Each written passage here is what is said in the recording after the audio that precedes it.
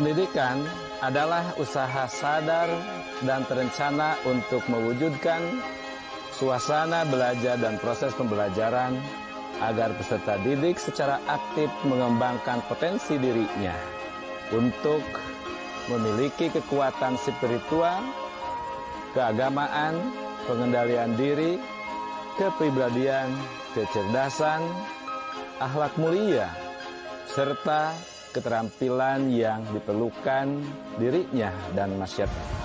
Oleh karena itu, pendidikan adalah usaha sadar untuk menyiapkan peserta didik melalui kegiatan bimbingan, pengajaran, dan atau latihan bagi peranannya di masa yang akan datang.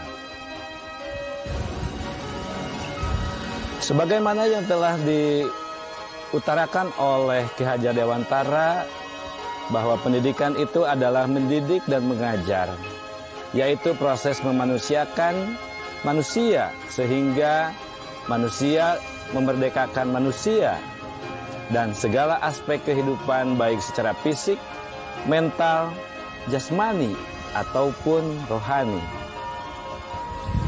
Sebagaimana tujuan dari pendidikan Ki Hajar Dewantara, bahwa pendidikan adalah tuntutan di dalam hidup tumbuhnya anak-anak. Adapun maksudnya itu adalah pendidikan, yaitu menuntun segala kekuatan kodrat yang ada pada anak-anak itu agar mereka sebagai manusia dan sebagai anggota masyarakat dapatlah mencapai keselamatan dan kebahagiaan setinggi-tingginya. Saya Dodi Herdiana SPD, asal SMPN 2 Kersamana, CGP Angkatan 7 Kabupaten Garut, siap untuk memajukan pendidikan Indonesia. Assalamualaikum warahmatullahi wabarakatuh. Perkenalkan, saya Dodi Herdiana SPD, calon guru penggerak Kabupaten Garut. Asal sekolah saya adalah SMPN 2 Kersamana. Izinkan saya dalam kesempatan ini memaparkan mengenai koneksi antar materi 1.2. Dan tak lupa, sampai saat ini pun saya masih terkoneksi dengan dua orang hebat ini, yaitu Bapak Sonia SPD selaku pengajar praktik saya dan Ibu Sri Sudarti MPD selaku fasilitator saya. Pada poin peristiwa atau PEX, ada beberapa momen yang menantang bagi saya dalam proses pembelajaran modul 1.1 hingga modul 1.2. Yang pertama, yaitu ketika saya mempelajari dan memahami modul 1.1 dan 1.2 dengan begitu banyak tugas-tugas, tetapi harus bisa dikerjakan dengan tepat waktu.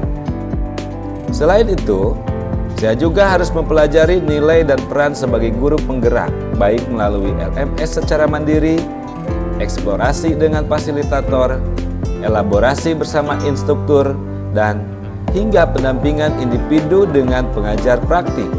Momen yang kedua adalah aksi nyata pada modul 1.1, yaitu penerapan dari filosofi Ki Hajar Dewantara.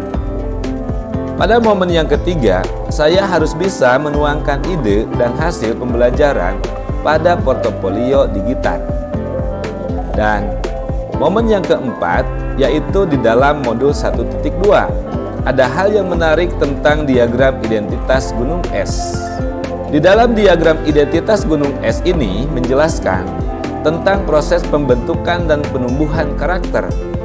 Teori gunung es menggambarkan di mana gunung yang terlihat di permukaan adalah ibarat karakter seseorang yang hanya dapat dilihat oleh diri sendiri dan orang lain. Padahal kita tahu bahwa lautan memiliki dasar yang cukup dalam.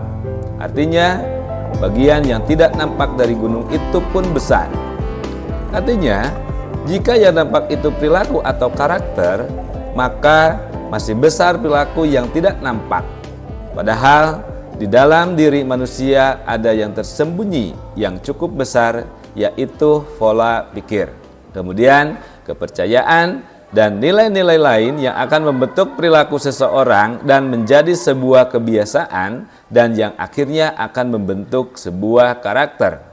Jadi, karakter terbentuk dari pola pikir, kepercayaan, dan nilai-nilai. Itu menjadi sebuah perilaku dan perilaku menjadi sebuah kebiasaan dan akhirnya menjadi sebuah karakter. Nah, karakter itu akan tumbuh dalam lingkungan sadar dan tidak sadar atau sering dijabarkan menjadi pengkondisian atau pembiasaan. Untuk menuju pembiasaan dilakukan dengan cara keteladanan, sistem atau aturan yang konsisten. Untuk menumbuh kembangkan karakter yang positif pada murid, yaitu dengan keteladanan melalui aturan yang perlu dilakukan secara konsisten. Lantas, apa kaitan antara modul 1.1 dan 1.2? Kaitan yang saya pahami adalah 1. Nilai guru penggerak yang berupa berpihak pada murid. Yang kedua, peran guru penggerak yang berupa menjadi pemimpin pembelajaran. Sesuai dengan filosofi pendidikan Ki Hajar Dewantara bahwa pendidikan adalah menuntun. Menuntun segala kekuatan kodrat yang ada pada anak-anak itu agar mereka sebagai manusia dan sebagai masyarakat dapatlah mencapai keselamatan dan kebahagiaan setinggi-tingginya. Poin yang kedua yaitu berkaitan dengan feels atau perasaan. Setelah mempelajari modul 1.2, ada beberapa perasaan yang muncul dalam diri saya, yaitu bukan pembelajaran yang menekankan pada peran guru sebagai pusat pembelajaran atau yang disebut dengan teacher center, tetapi harus student center. Selain itu, saya merasa menjadi seorang murid yang perlu belajar banyak mengenai nilai dan peran guru. Saya merasa ada beberapa hal yang perlu dibenahi dalam cara pandang saya ke murid itu sendiri selama ini, yaitu 1. Murid tidak hanya dibekali kompetensi kognitif saja, tetapi kompetensi afektif dan keterampilan pun itu sangat penting. Yang kedua, murid adalah subjek pembelajaran, bukan objek pembelajaran. Poin yang ketiga yaitu findings atau pembelajaran. Pada pembelajaran apa yang dapat saya ambil? Yaitu, sebelum momen tersebut terjadi, saya berpikir bahwa saya adalah seorang guru dengan tujuan transfer ilmu saja sesuai dengan tuntutan kurikulum. Kemudian, siswa harus wajib mengejar target KKM yang telah ditentukan tanpa melihat kemampuan masing-masing. Artinya, berorientasi pada nilai kognitif saja. Yang ketiga, hanya bersumber dari satu sumber belajar, yaitu buku paket. Nah, setelah melewati pembelajaran pada CGP ini, saya merasa bahwa saya harus mampu 1. Menjadi pemimpin pembelajaran yang berpusat pada murid atau student center. 2. Menjadi coach atau mentor bagi guru lain. 3. Mendorong kolaborasi. 4. Mewujudkan kepemimpinan murid. Dan yang terakhir, 5, yaitu menggerakkan komunitas praktisi. Pada poin terakhir, yaitu future, di mana penerapan ke depan harus direncanakan. Menurut Benjamin Franklin, bahwa jika kita gagal merencanakan, berarti sama saja kita sedang merencanakan kegagalan. Tentunya kita tidak ingin menjadi guru yang gagal, bukan? Nah, indikator guru yang sejalan dengan nilai guru penggerak yaitu mandiri, di mana ada beberapa yang saya ikuti dan saya lakukan. Yang pertama, mengikuti pelatihan-pelatihan atau pendidikan baik secara luring ataupun secara daring. Yang kedua, melakukan kolaborasi dengan teman sejawat maupun warga sekolah dalam proses pembelajaran. Yang ketiga, menggunakan metode dan membuat media pembelajaran yang menyenangkan dan bermakna di dalam kelas, sehingga pembelajaran menjadi lebih baik.